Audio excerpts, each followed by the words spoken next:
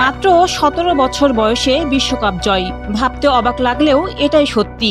১৯৫৮ সালে সুইডেন বিশ্বকাপে জুলেরিমের ট্রফি হাতে তুলে নিয়ে ফুটবল ইতিহাসে নতুন অধ্যায় লিখেছিলেন এডসন আরান্তেস দো নাসিমেন্তো, যাকে আজ পুরো বিশ্ব চেনে এক নামে, পেলে। শুধু বিশ্বকাপ জয় নয়, সেমিফাইনালে হ্যাটট্রিক আর ফাইনালে জোড়া গোল করে তিনি প্রমাণ করেছিলেন বয়স নয়, প্রতিভাই আসল শক্তি। আজও ১৭ বছর ২৪৯ দিন বয়সে বিশ্ব চ্যাম্পিয়ন হওয়ার রেকর্ডটি তারই দখলে। এরপর কেটে গেছে প্রায় ৭ দশক।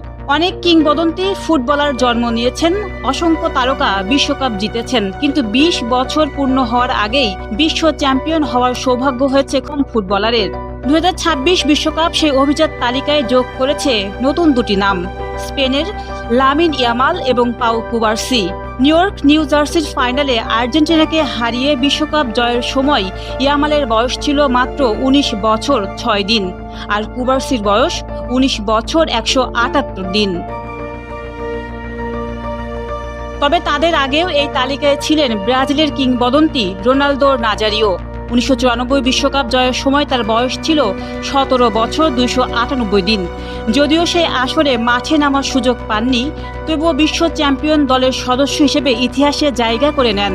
পরে তিনিই হয়ে ওঠেন ফুটবল বিশ্বর কিংবদন্তি, দ্য ফেনোমেনন।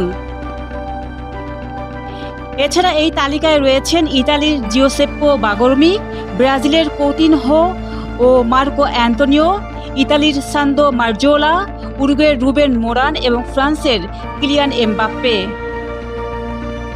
শুধু শিরোপা নয়, ২০২৬ বিশ্বকাপ ছিল তরুণদের নিজেদের প্রমাণ করার আসরও।